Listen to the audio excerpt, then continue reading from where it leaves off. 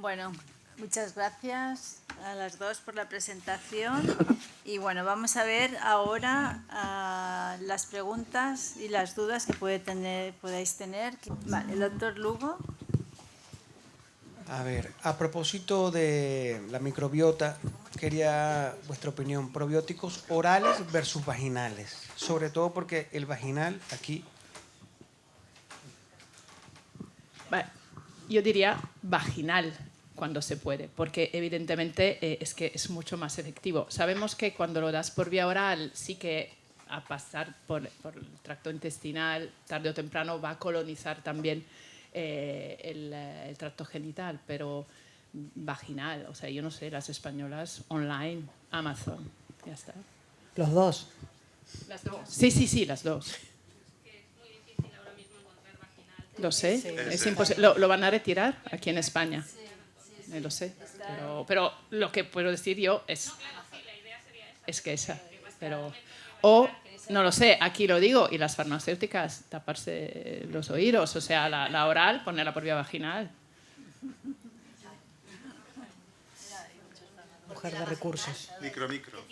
Marta. No, todas son lactobacillus, ¿vale? Pero son, ¿Cómo es la presentación? son cápsulas también. Se deshace, como la progesterona. Sí, bueno, son un poco porque tienen lactobacillus. Bueno, yo que he trabajado en diferentes países, hay de todo. En Italia el más clásico era realmente como un comprimido, pero tenías que guardarlo en la nevera, porque son bichos.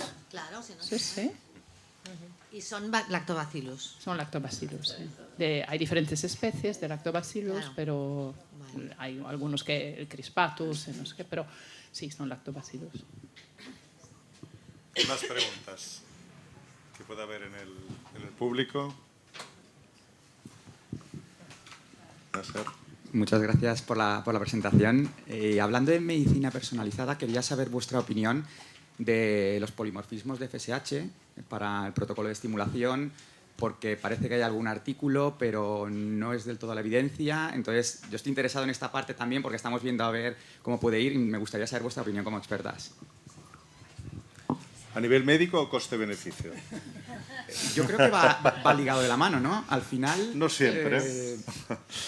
¿Vale la pena hacer un test o vale la pena cambiar de medicación directamente? Claro, el tema es este. O sea, la realidad es que en la práctica clínica diaria es verdad que han salido estos kits para hacer la valoración de los polimorfismos, pero como tampoco hay tanta evidencia al respecto, al final tiene un coste añadido para la paciente y una espera, etcétera. Finalmente lo que hacemos es actuar de una manera más pragmática en lo que dice él, es decir, cuando vemos que una FSH recombinante no nos funciona, probamos alternativas y hacemos un cambio por si sospechamos, ¿no? En una paciente normorespondedora, o sea, con una reserva ovárica normal, obtenemos esta respuesta subóptima un poco que se nos va que nos llama la atención, pero sí, es verdad que no hay mucha evidencia. Creo que es importante en estas pacientes donde supones que son normorrespondedoras y que hay... Una cosa es el número final de óvulos y el otro motivo es por qué. Una cosa es una paciente que tiene un ciclo asincrónico donde el problema no es el receptor, pero la paciente dice, oye, yo esperaba 14 óvulos, han salido 4.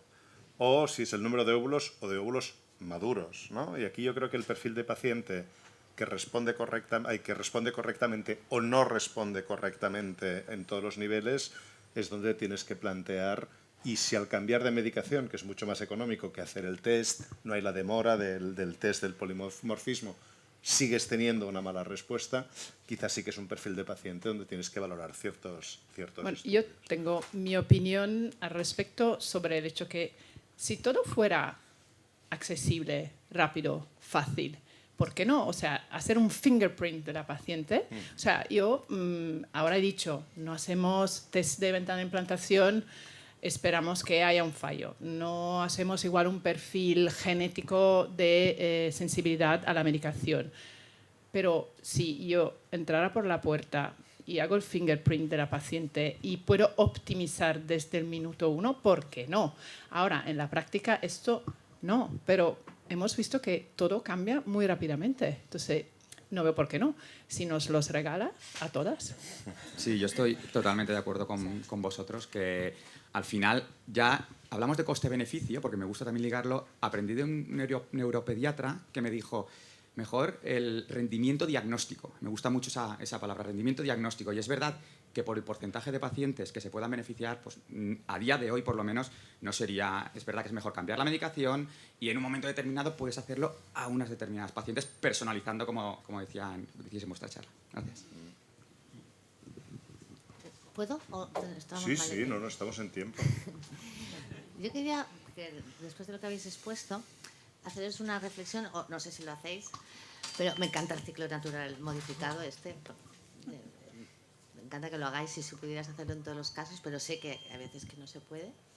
Entonces, cuando no se puede, ¿por qué no se utiliza también la HCG y no tanta progesterona para o hacer un mix? Porque antes se hacía muchísimo, antes Sí. se utilizaba, yo Sí. cuando empecé con el Sí. doctor Iglesias hace 30 años, se hacía Sí. y era muy efectivo, Pero iba muy sí, bien. estoy de acuerdo y también hay artículos, ¿no?, que dan bolos de HCG, pero necesitas un cuerpo lúteo. O sea, el HCG tú lo das cuando la paciente de una forma de otra tiene un cuerpo lúteo que tú puedes sostener con la HCG. Una paciente menopáusica a la que tú has dado una preparación artificial no tiene un cuerpo lúteo. Entonces el HCG no te ayuda a subir de forma natural y endógena la progesterona. Es por esto que en algunos casos es que no podemos, o sea, que no tiene mucho sentido.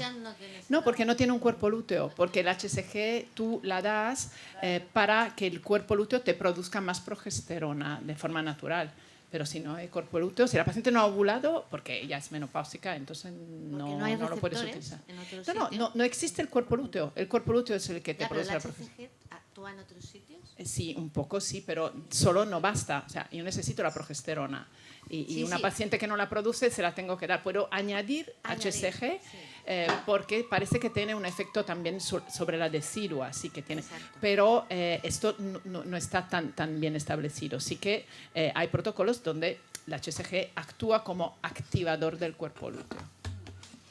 La verdad es que la reducción del riesgo obstétrico, que es lo que más se está valorando en estas pacientes, y quizá lo que más nos diferencia a nosotros es el ciclo natural en pacientes de más de 45 años, Sí, que hay la muchos edad. centros que la verdad están haciendo 100% terapia hormonal, sustitución, no es la HCG, es el propio cuerpo lúteo. Y realmente lo que tiene sentido cada vez más y donde parece que cada vez hay más evidencia, que es que independientemente de la edad, lo que realmente reduce el riesgo en una población con un riesgo ya muy elevado obstétrico por la edad es la presencia de este cuerpo lúteo y todo lo que secreta, que no son ni estrógenos, ni progesterona, ni, sino simplemente otros metabolitos vasoactivos que realmente, y ahí es donde realmente pensamos que hay mucho que aprender, ¿no?, de qué es lo que produce el cuerpo lúteo, qué nos está reduciendo el riesgo en este perfil de pacientes. Más preguntas que pueda haber. Alejandro. Muchas gracias por las presentaciones, me han gustado bastante. La pregunta es para la doctora Ana y es en relación también a la personalización de las estimulaciones. A lo mejor no hay una respuesta directa, pero bueno, el contexto es que en determinados países, llámese América, Estados Unidos o en Irlanda, la medicación para un tratamiento de fecundación in vitro pues es digamos que si no pagada por el gobierno en Irlanda, es subsidiada. Con lo cual, una paciente, no importa si tú vas a prescribir X o Y, ellas van a pagar 114 euros. Con lo cual, en tu ABC no necesariamente tienes que pensar en el costo de la medicación. ¿Cómo haces para encontrar, y por eso digo que a lo mejor no hay una respuesta, cómo haces para encontrar ese equilibrio entre decir, vale, nos vamos por la ESRE, medicina científica basada en evidencia, pero después tengo que ver, es realmente muy complicado, entonces me gustaría saber cómo llevas eso, cómo lo haces, porque a mí me costaba mucho. Tú lo que te refieres es que el hecho de que tenga una cierta financiación o Más libertad. Sí, voy a reformular la pregunta, la forma más Sí. fácil es... o porque tengo que elegir determinados fármacos Exacto. que están Sí, subsidiados. Sí, no, mi pregunta es, a lo mejor tú tienes enfrente una paciente que tú consideras que le iría mejor Recovel, pero no tiene las capacidades de pagarlo y tienes que ir con otra medicación. Entonces, ¿cómo haces para eso? Vamos con la medicación que pueda la paciente. Al final, esto es, al final es el terreno, ¿no?, en el que te tienes que mover. Hay unas teorías, hay un ideal que uno puede tener en la cabeza, uno puede estar más acostumbrado a una cierta medicación, pero creo que en Fertilabo, muchos de los centros que trabajamos aquí en Barcelona, en la cual más de la mitad de las pacientes son extranjeras y estamos muy acostumbrados al final a movernos entre medicación y otra en diferentes países, que terminas adaptando un poco la medicación. Incluso en Italia a veces nos encontramos pacientes que dicen, no, es que mi médico, porque me puede dar esta medicación que se la daba que otra paciente se la ha dado, y entonces, bueno, tienes que lidiar con lo que tienes en ese momento. Yo creo que las diferencias entre las recombinantes, entre las gonadotrofinas, hay sutilezas, pero no te van a hacer algo que realmente la balanza sea una catástrofe por utilizar una FSH, ¿no?, una delta o una alfa. O sea, que creo que esa cintura, hablamos de esto de la personalización, es decir, tienes que saber qué disponibilidad tiene la paciente, como hay pacientes que no tienen acceso a la medicación y te dicen, mira, es que yo tengo que ir al médico a cada 2 horas para que me den la receta y mi farmacia y no tengo una dispensación. Bueno, a esos pacientes igual le darás medicación más abultada, ¿no? O sea, que porque no pueden tener una dispensación continua, o al revés.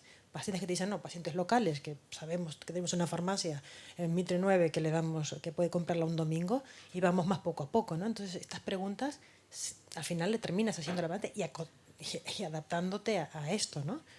Alejandro, vamos a ser malos y vamos a darle la vuelta. ¿Qué te ha pasado?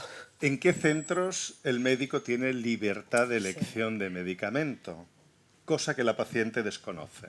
Entonces, creo que eso es más grave, ¿no? Una cosa es que tú tengas que adaptarte a la disponibilidad de fármacos y a escoger aquello que tú crees que es oportuno y que la paciente puede financiar y puede conseguir, a los centros, ya no hablamos de centros que no son centros, sino que forman parte de algo que no tiene nada que ver con la medicina, donde el criterio de selección de medicamentos dentro de una buena praxis depende de unas guidelines que no son internacionales, sino de acuerdos comerciales que obligan al médico a usar ese fármaco.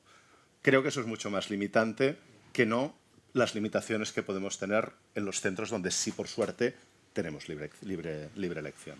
Y disculpad que haga siempre de abogado del diablo, pero ya sabéis que me gusta ser malo. Yo voy a venir aquí en defensa de otra cosa. A ver, yo, como ya sabéis, estoy en el sistema público y en el sistema privado. Entonces, no hay ningún problema en el sistema público de elección. Ninguna limitación a elegir. El condicionamiento que tenemos en España, que no sé si lo tenéis en Irlanda, es que nuestras señoras, tanto en la parte privada, que siempre se quejan, pero yo lo digo que en la pública también, la edad que acuden a desear una gestación es una edad elevada, avanzada. No digo avanzada, pero sí elevada, lo que justifica que casi ninguno de los protocolos de estimulación que vamos a hacer vaya a mejorar el ovocito que tiene esta paciente. Entonces, que quede claro, por favor, para todo el mundo, que en el sistema público no hay limitación de los fármacos a administrar y que nosotros intentamos ajustar allí y aquí, igual, hacer una personalización de la aplicación de estas gonadotropinas de lo que creemos mejor, FSH recombinante, LH, sin LH, antagonistas, no agonistas, todo el baraje que la doctora Pérez ha podido aplicar. Este es la otra contrapunto del doctor para que también os podáis llevar este punto de vista. Me parece te agradezco muchísimo que lo hayas aclarado, pero de cara a las pacientes yo creo que también hay que hablar de la realidad, ¿no? No solo desde un punto de vista médico, sino a veces también desde un punto de vista empresarial. Sí, Tenemos que hablando acabar... de la edad, perdón. no, simplemente para decir que es verdad que la medicación no cambia la genética, de momento, y entonces la calidad del óvulo. Pero sí que es importante, a cuanta más edad, entonces cuanta menos calidad, necesitamos más cantidad de ovocitos para poder seleccionar. Entonces, yo creo que también con la edad, el protocolo de estimulación adaptado para obtener un máximo número de ovocitos y de embriones es importante. Yo también estoy de acuerdo. Sí, sí.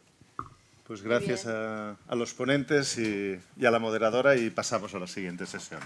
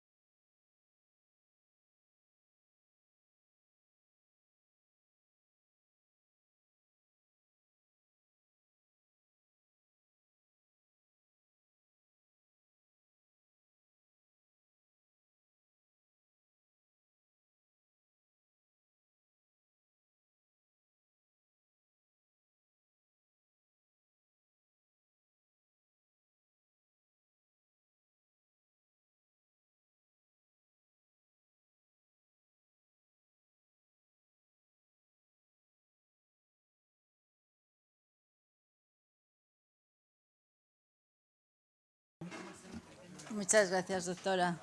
Pasamos ahora a la segunda presentación. La realizará la doctora Mofa. La doctora Mofa, como todos sabéis, es la directora médica de Fertilab.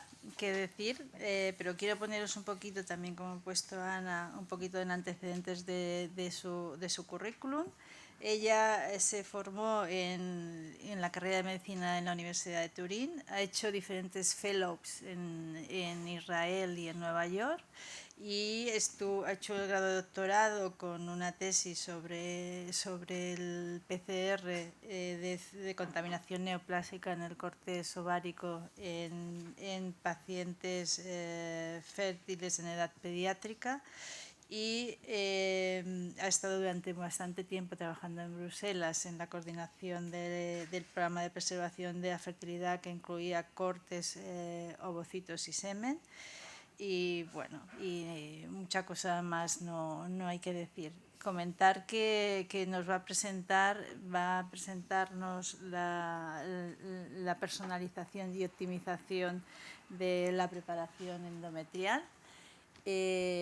¿Por qué esto? Bueno, porque en los últimos años ha habido un incremento en el número de embriones que se vitrifican, ¿vale? Y esto nos ha llevado, ha sido pues por dos circunstancias. Uno, porque la vitrificación y la descongelación de estos embriones tienen una mayor supervivencia y porque las indicaciones para realizar la vitrificación han aumentado, tanto porque la mujer tiene una hiperestimulación o porque se le va a hacer un diagnóstico genético preimplantacional que se necesita un tiempo y por esto se vitrifican estos embriones, o porque hay alguna patología uterina en estas pacientes que justifica la no transferencia de estos embriones en fresco. Para que podamos optimizar este proceso es muy importante que haya una sincronización entre el endometrio y el embrión sano. Y esto es lo que ahora la doctora Mofa nos va a poner en conocimiento, ¿vale? Muchas gracias.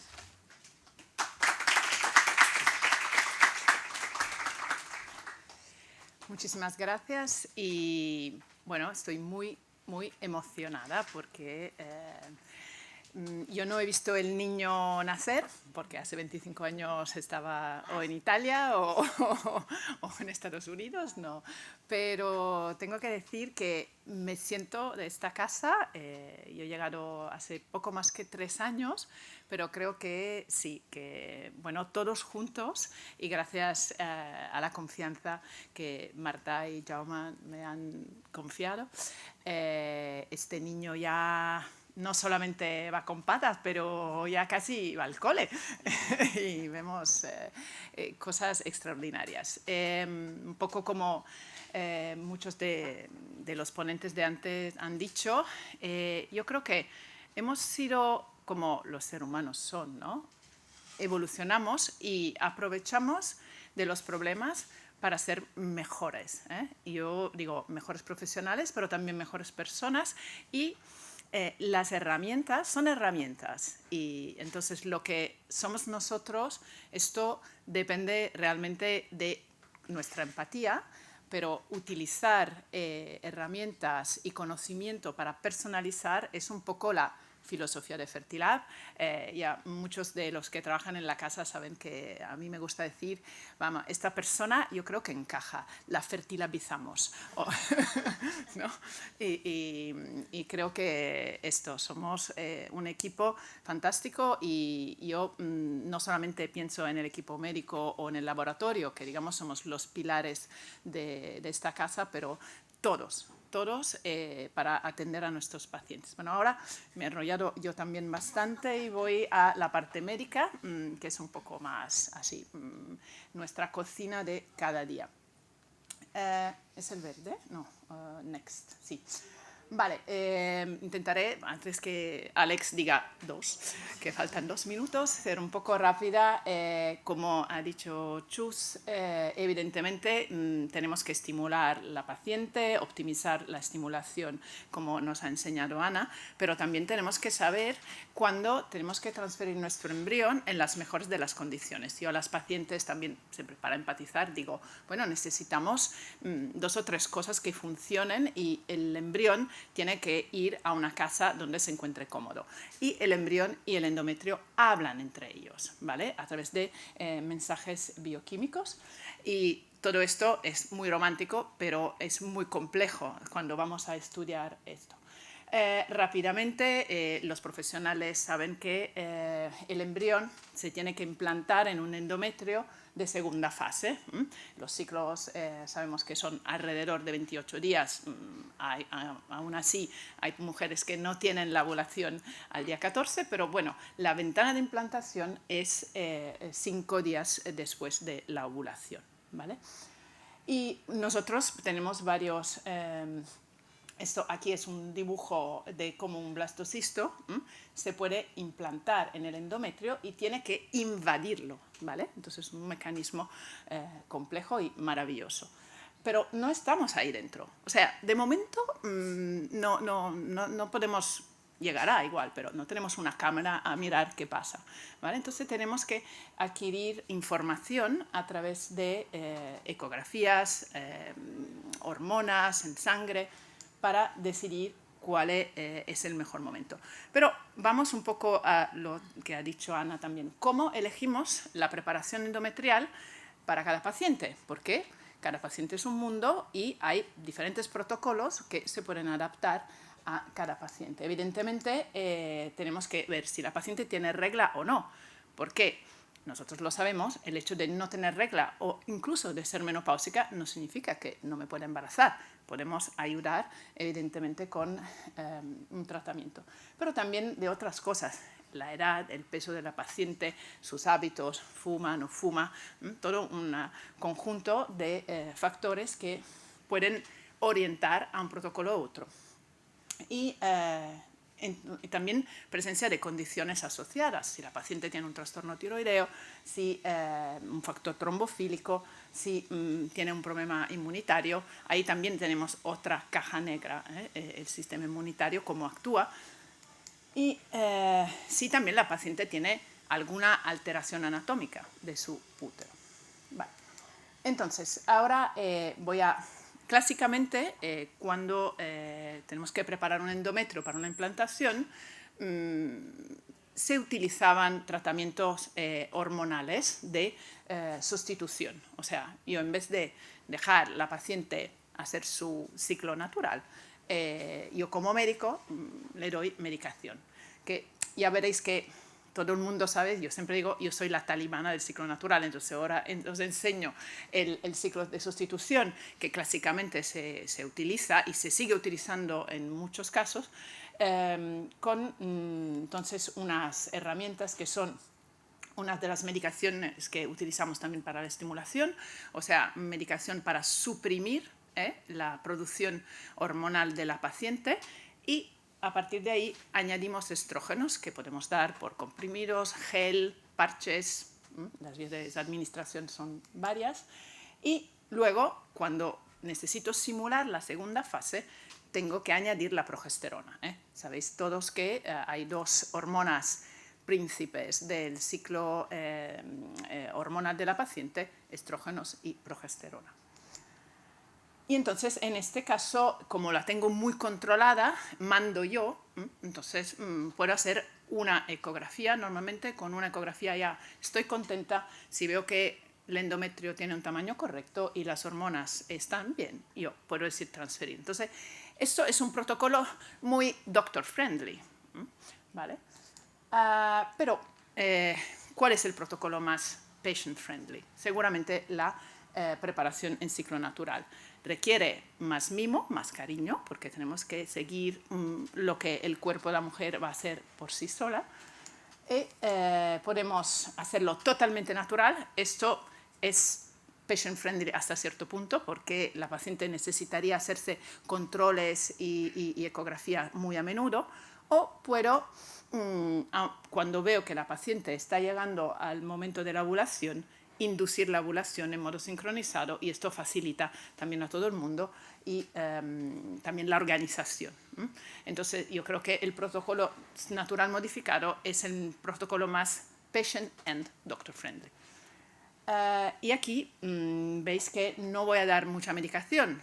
La descarga con HCG, sabemos todos que la HCG tiene una acción LH similar y entonces la puedo utilizar para descargar la ovulación.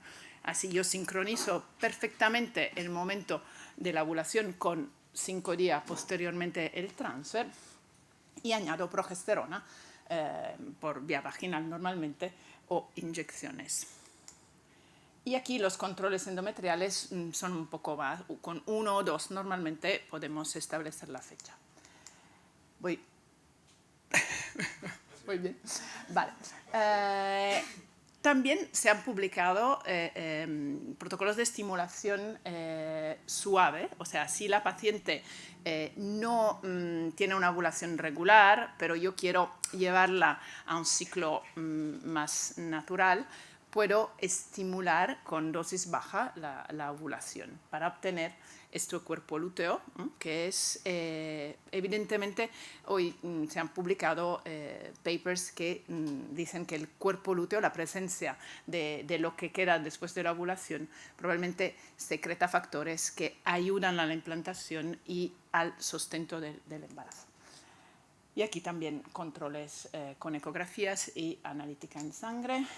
Aquí muy rápidamente, de forma esquemática, ¿ese es el pointer? Sí, pero no hace, bueno, no pasa nada. Aquí, esto es el ciclo con estimulación hormonal, con preparación de sustitución hormonal, el ciclo totalmente natural y el ciclo modificado.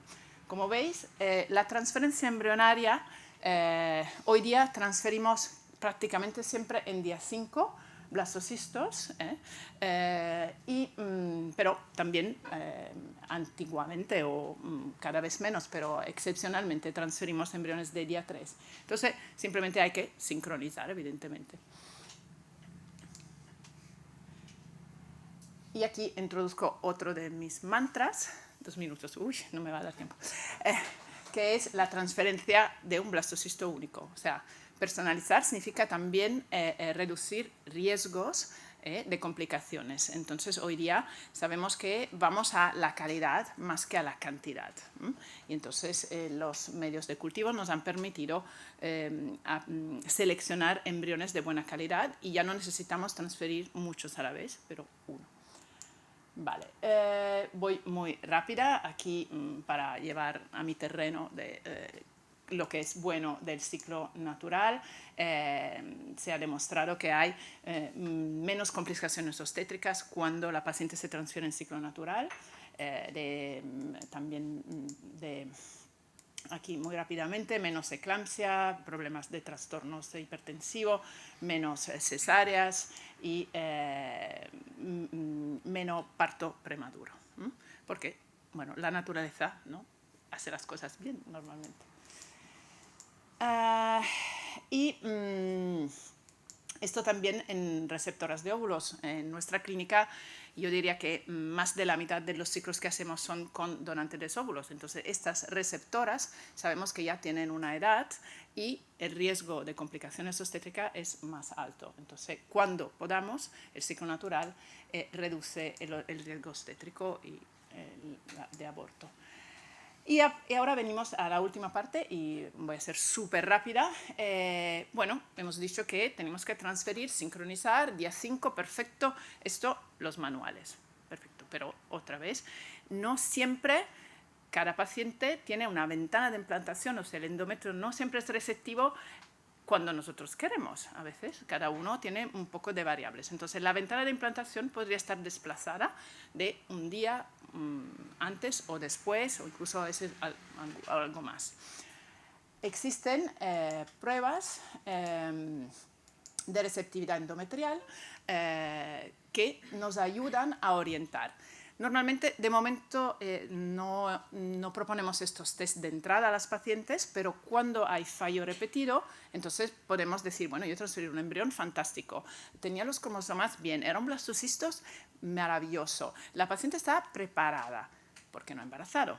Bueno, una vez, bueno, estadística, mala suerte, pero hoy día necesitamos saber algo más, necesitamos personalizar la ventana de implantación. Y entonces con pruebas que son de biopsia endometrial podemos ir a estudiar esta ventana, a ver si está desplazada y recalcular entonces el día correcto.